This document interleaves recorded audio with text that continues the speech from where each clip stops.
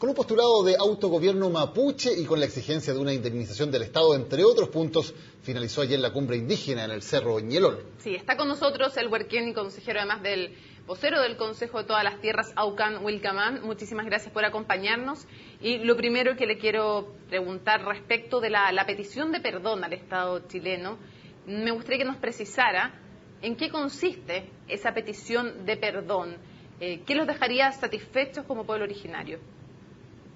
Gracias por invitarme. En cuanto al perdón que estamos formulando, porque lo que ha sucedido con los actos coercitivos en la Araucanía, lo que significó la conculcación de los derechos, la negación de la cultura indígena, los procesos de despojo, de toma y ocupación de las tierras, hay un daño causado desde el punto de vista material, intelectual y patrimonial. Por tanto, ese daño atentó a la esencia del pueblo mapuche, porque se diezmó la población mapuche. Por tanto, esa es una de las causas principales de la conflictividad en el sur. Y nos parece que un acto de reconocimiento a ese hecho constituye que el jefe de Estado, sea el actual o el posterior, formule claramente en un acto pidiendo perdón por este acto cometido, y eso nos parece verdaderamente un acto de dignidad, un acto de carácter moral, y evidentemente implica reparación, indemnización por el daño causado. Señor Wilcamán, esta práctica, ¿sí? Cuando usted habla, para ir concretando, cuando habla de reparación e indemnización, ¿qué significa eso en concreto? ¿A quién se tendría que indemnizar? Porque es un universo bastante difícil de precisar. ¿Qué tipo de reparaciones están pensando? Hay reparación en distintos ámbitos. Reparación en materia de tierra, reparación en materia cultural, indemnización por el daño causado desde el punto de vista cultural, e indemnización por los daños causados en cuanto al despojo de la tierra, del cual se llevó un empobrecimiento al pueblo mapuche. Eso significa entonces que se tiene que fijar un estándar dentro de un periodo de tiempo, y eso se debe hacer como lo hace cualquier Estado en el mundo donde se ha cometido violación a los derechos humanos. En definitiva, el pedir perdón es un acto moral, un paso previo para resarcir a las víctimas, es decir, a las personas que son de origen mapuche. Por ejemplo, hoy día el 50% de la población mapuche está en Santiago. ¿Y por qué está en Santiago? Porque el despojo de tierra fue feroz, entonces hay un desplazamiento, una migración forzada.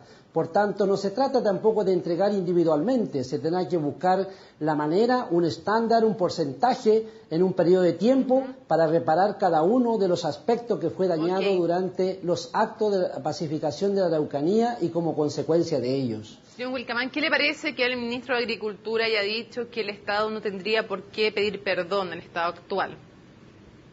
Bueno, el ministro de Agricultura se caracteriza porque ha hecho declaraciones muy poco responsable en su tiempo. Varias veces ha señalado públicamente la legítima defensa. La legítima defensa, tal como lo plantea el ministro de Agricultura, prácticamente conlleva a un cierto asentimiento para que cualquier persona aquí comience a armarse y empiece a aplicar entonces la legítima defensa. Por lo tanto, si todas las personas del sur ahora adquirimos un arma y empezamos a aplicar la legítima defensa, como lo dice también el senador Larraín, que él tuviera un fusil, lo utiliza. Entonces, el sentido común diría entonces, si todos tienen un fusil, lo pueden utilizar, y me parece una declaración completa y absolutamente irresponsable. Señor Wilcamán, otro de los puntos que surgió de esta cumbre del Ñelol es esto del autogobierno, de un gobierno mapuche. ¿Podríamos concretar también de qué se trata, quiénes formarían ese gobierno, cómo se elegiría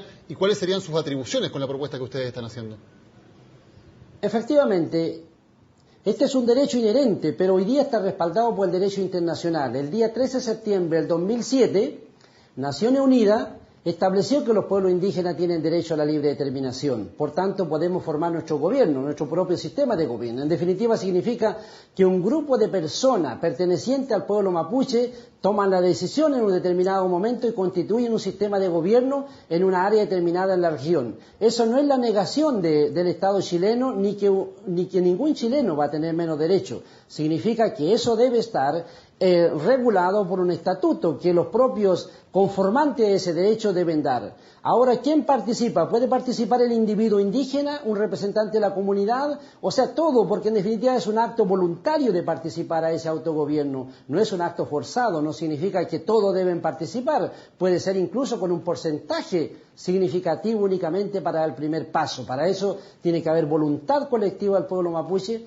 tiene que haber una dotación de mapuche con capacidad de gobernante, y esto debe estar todo regulado mediante un estatuto autonómico que tendría vigencia desde el Biobío al sur. En definitiva, una norma jurídica que tiene vigencia en un determinado parte del territorio nacional. No es una norma que tiene vigencia desde Arica a Punta Arenas, sino desde el Biobío al sur. Por tanto, esto no significa que nadie se siente con menos derecho. Al contrario, allí se establece la facultades y potestades del pueblo mapuche, de ese gobierno, y una forma de relación institucional. Señor Wilcamán, el huarquén de Temucuicui dijo que el matrimonio Luxinger murió en su ley. Fueron las palabras de Mijael Carbone. ¿Usted las comparte, las rechaza? ¿Qué dice usted? Bueno, la lucha del pueblo mapuche es la lucha por los derechos humanos. Y el primer derecho que hay que respetar es el derecho a la vida. Nadie tiene derecho a quitarle la vida a otro. Por tanto, aquí, de la misma manera, ningún carabinero tiene derecho a quitarle la vida a un mapuche. Sin embargo, eso sigue ocurriendo. Por lo tanto, creo que no se trata aquí de equilibrar cuántos muertos por uno u otro lado, sino prácticamente nosotros en la cumbre hemos hecho un llamado al diálogo, pero bajo los temas sustantivos que hemos señalado. Entonces, y en ese sentido nosotros tenemos que señalar que el derecho a la vida siempre hay que cautelar bajo cualquier circunstancia, por muy legítima que sea una acción. Entiendo entonces que las rechaza y que no comparte que hayan muerto en su ley.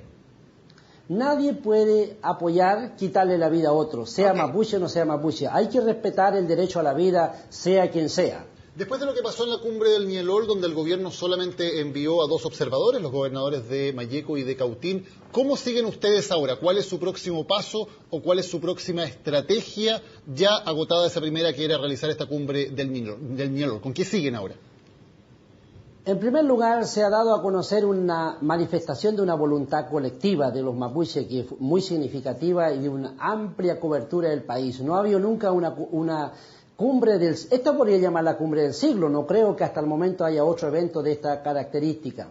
Ahora sí, antes me llama la atención que el gobierno haya definido un estatus de observador, lo que en definitiva, siendo parte, se resta a participar del diálogo.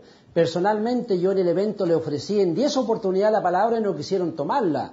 Nos parece verdaderamente sorprendente. Al momento que están en el evento han dejado de ser autoridad, porque un Estado, una autoridad, no puede dejar de tomar acción bajo cualquier circunstancia. Hay claras omisiones. Yo creo que habría que pensar si verdaderamente cumplieron a un mandato constitucional en este acto o verdaderamente aquí transgredieron la Constitución y dejaron de ser autoridad durante todo el desarrollo del evento. Eso es una primera cosa. Habría que ver verdaderamente qué transgresión constitucional hay con ese acto de declararse observador que un estatus que se han autoimpuesto. Una segunda cosa, ¿cuál es el próximo paso? El próximo paso es seguir desarrollando nuestra propia agenda, porque el documento que hemos adoptado tiene una ruta mapuche y otra con relación al Estado chileno. En los próximos meses haremos llegar una propuesta para constituir la comisión paritaria y para hacer posible la aplicación de los tratados mapuche que hay celebrado con el Estado chileno. Y por otro lado seguiremos trabajando para ir conformando la voluntad colectiva y desembocar en la conformación de un gobierno lo más pronto posible. Brevemente, pues nos acabó el tiempo, un par de segundos para el tema. Si les ofrecen una cuota en el Parlamento Nacional garantizado para los pueblos originarios, ¿están dispuestos a participar o no? Yo creo que ese es un tema incluso ya superado. Eso es una práctica dada en América Latina y el Caribe y no ha significado cambio con pueblo indígena. Hoy día hay otros estándares internacionales, por lo tanto, lo que llegamos al Cerro Ñelol, estamos orientados y guiados por los principios del derecho internacional que tiene que ver con el derecho a autodeterminación y vamos a hacer cumplir los tratados. Por lo tanto, tanto el reconocimiento constitucional como la cuota en el Parlamento hoy día no constituyen después de esta cumbre una reivindicación indígena. Y si hubiera algún reconocimiento constitucional, tiene que incluir el asunto de los tratados y tiene que incluir a la vez el asunto de la autodeterminación. De lo contrario, no será útil para los destinatarios. Le agradecemos a Aucán Wilcamán por esta conversación aquí en CNN Chile. Muchas Muy buenas gracias tardes. también a ustedes. Muchas gracias, CNN. Muchas gracias. Hacemos una pausa y ya regresamos a Primera Edición.